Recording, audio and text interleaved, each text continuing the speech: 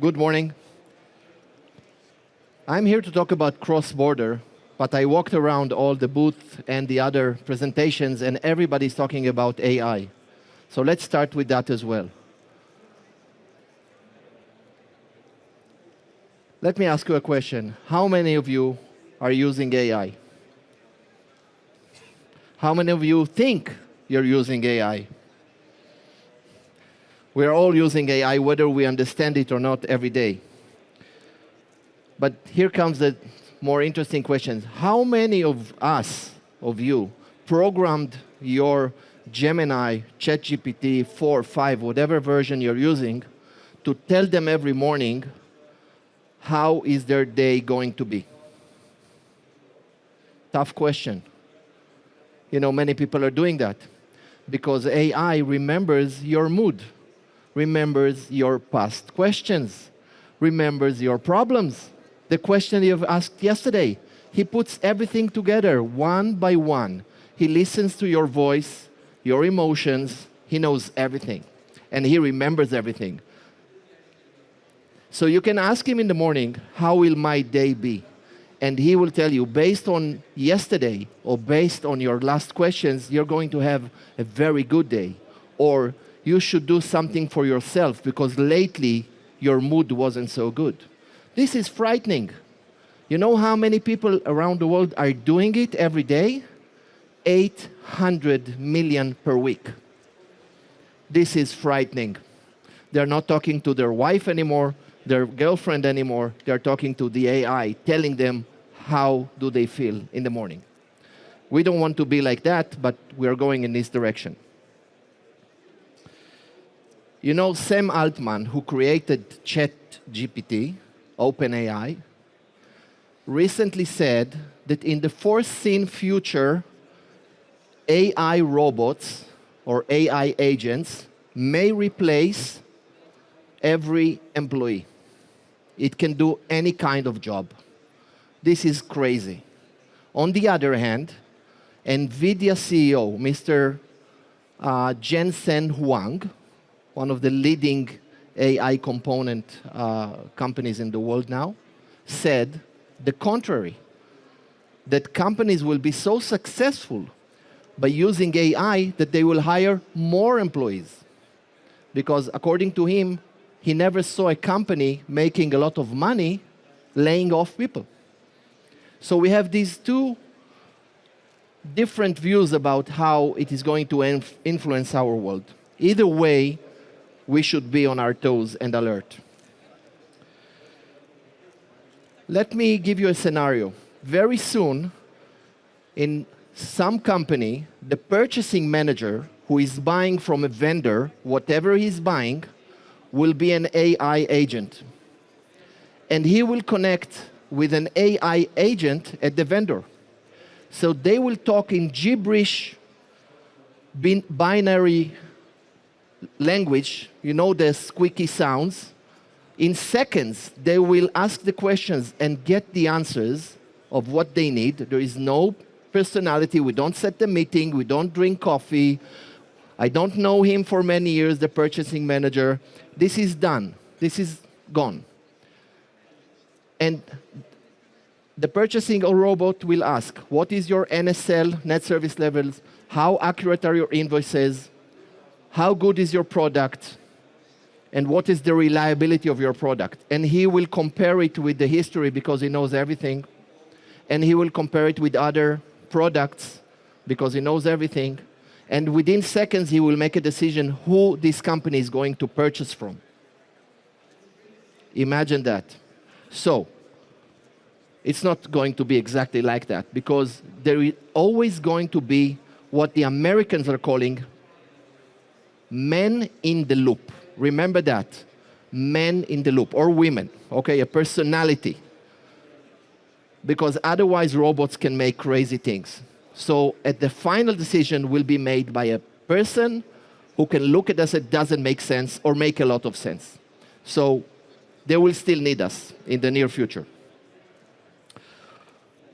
One thing is for sure, and especially since COVID, all of us have seen how disruptive this world is. We are a world on steroids since COVID. Everything is changing all the time. Look at what's going on right now between US, Europe, NATO, China, taxes. We don't know where this is taking us. So remember that, because AI is going to put that on steroids. Disruption is the new norm. Who needs that? Who wants his world to change so often? We want stability. Give me some peace of mind. Unfortunately, we have to adopt, as professionals and as individuals, disruption is the new norm, mainly due to AI, but not only. So, in the meantime, let's see some old-fashioned way of doing business, bridging time and distance, literally. And this is where we bridge into FedEx, unlocking the cross-border e-commerce opportunity.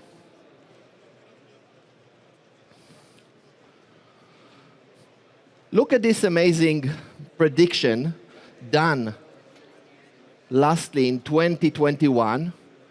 Very little AI was involved, but this is the way we predict things. And the growth of global cross-border was in 21, $800 billion. Enormous amount, okay? We all know it. We are all in these industries. Growing dramatically. But look what happens by 2030. 8 trillion. 8 trillion. Who can serve this kind of commodity and transactions? We need to scale up. We're not there yet. But this is, you want potential? This is crazy potential. We're talking blue ocean. This is the biggest blue ocean we have ever seen. When we compare global e-commerce and cross-border, it will even double. The pace of growth will be double than that in the next 10 years. Who shops cross-border? So 26 of consumers in the EU buy cross-border. Not necessarily that they understand that they buy cross-border, but this is the trend. 33% of them are younger. Nobody is surprised by that. Young people buy more. Even split between men and women. I'm surprised by that, okay? Because I buy very little, so somebody must be buying more than me. But there is an even split on people who buy. And also, not surprising, university graduates.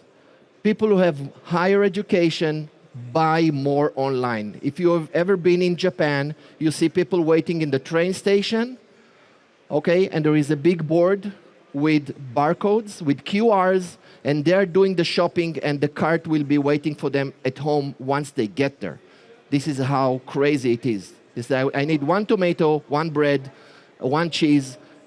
Do it in the QR on the train, and within 30 minutes, it's already waiting for him at the door, okay? So young generation are using more than that. My grandfather doesn't go to the ATM. Because he said, I'm going only to the person to take out money in person. I said, why is that? He said, I don't trust the person behind the ATM. So definitely the word belongs to the younger generation.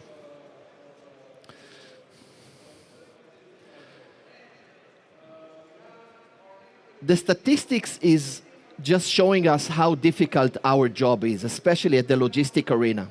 55% of businesses find cross-border online logistics difficult. And it's true. We are sitting with them. We're trying to overcome these challenges. Plenty of challenges. Customs, traffic, whatever you want to call it. 25% of online consumers prioritize delivery speed. And especially for us at FedEx, we are a fast company. We change the world. If we don't deliver on time, we don't do our job. So when you buy something online, you become sentimental about it and you want it tomorrow because you've been promised it will be there tomorrow. And if you buy a dress for the wedding that will happen tomorrow, you have to have this dress.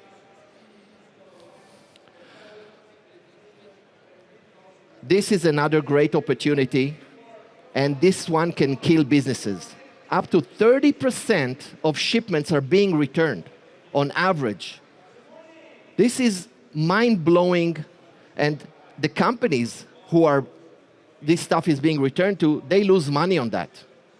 Because they pay for the product, they need to replace the product, they do the shipping multiple times.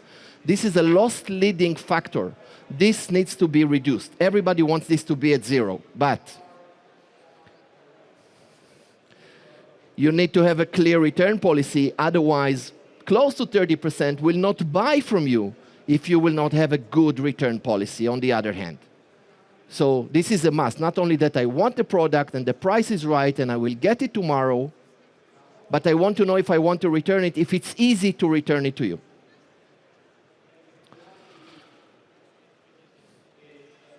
This is the opposite. So almost 70% are very happy with cross-border deliveries. This is not enough.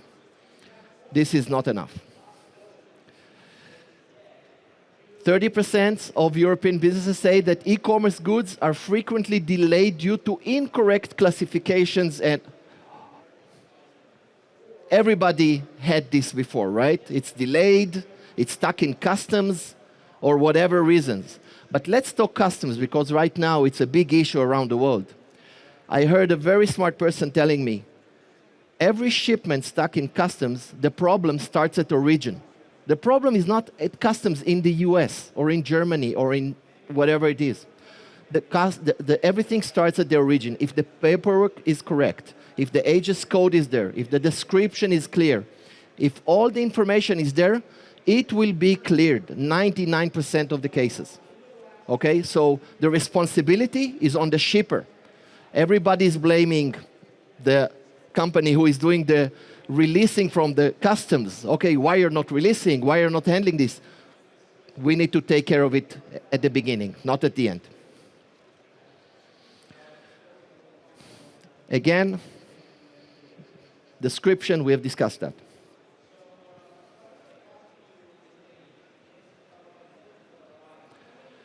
So main three challenges when we talk on the supply chain. First, we have the selling process, the logistic process, the shipping, the warehousing, the collecting, everything around it, and the return policies.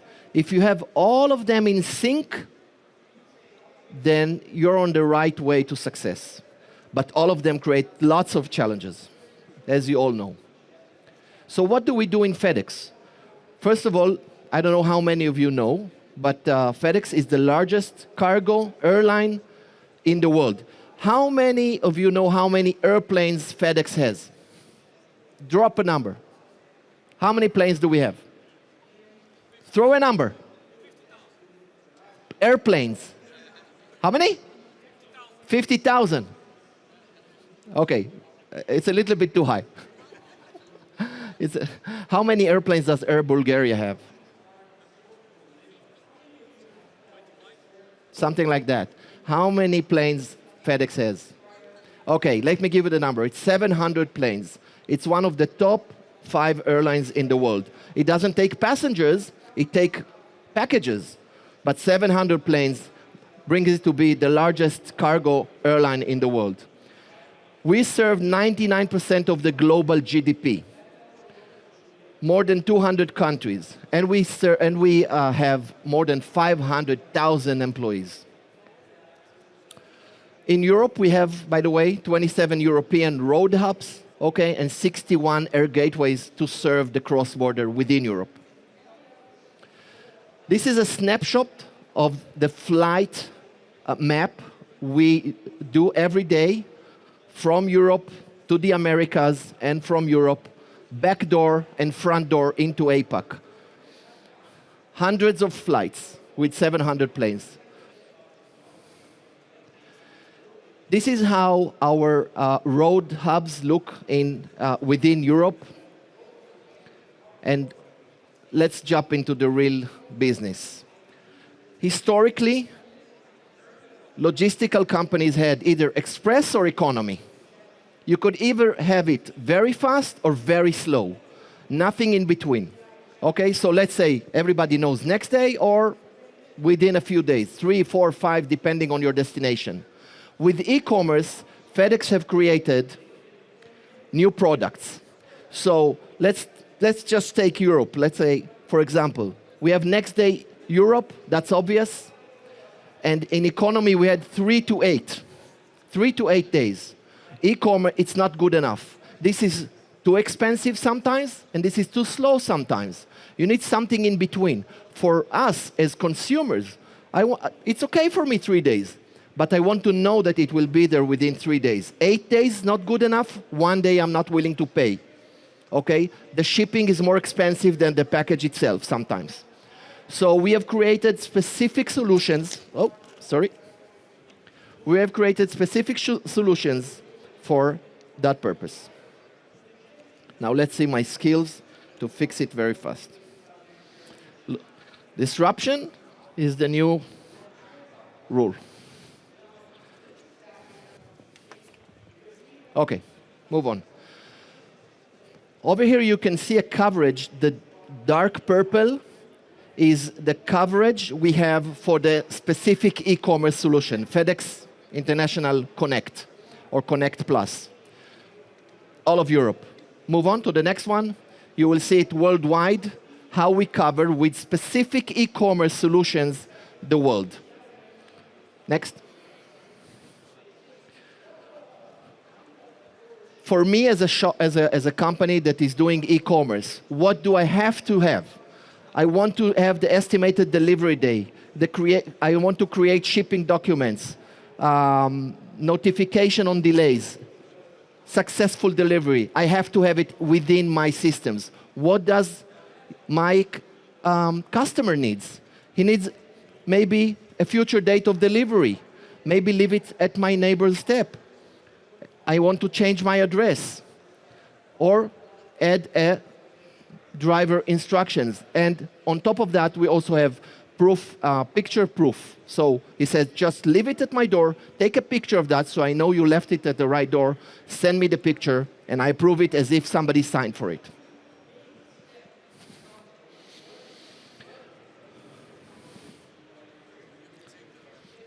It's working? Thank you.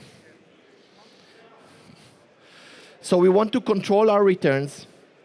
We need expert guidance from our supplier, provider, FedEx, customize return labels, manage return shipments. This is, as we said before, 30% of the customers uses that. If it's easy to use, they will be probably buying from you again.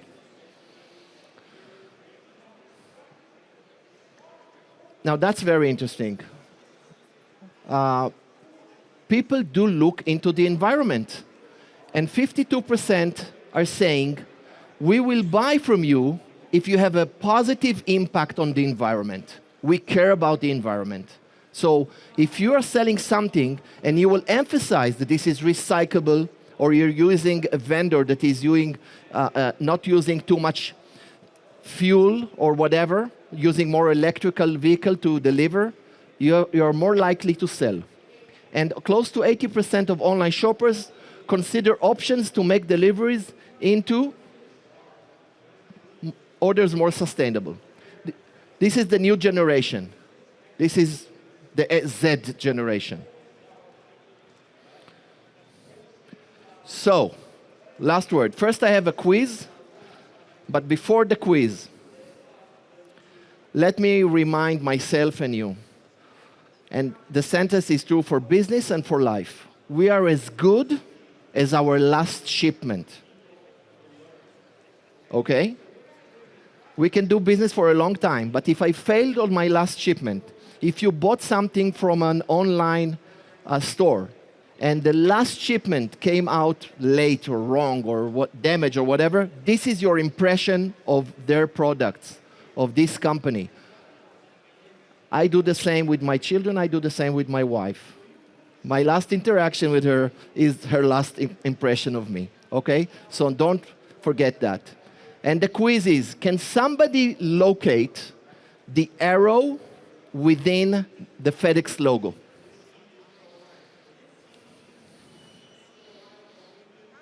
Just raise your hand. You see the arrow?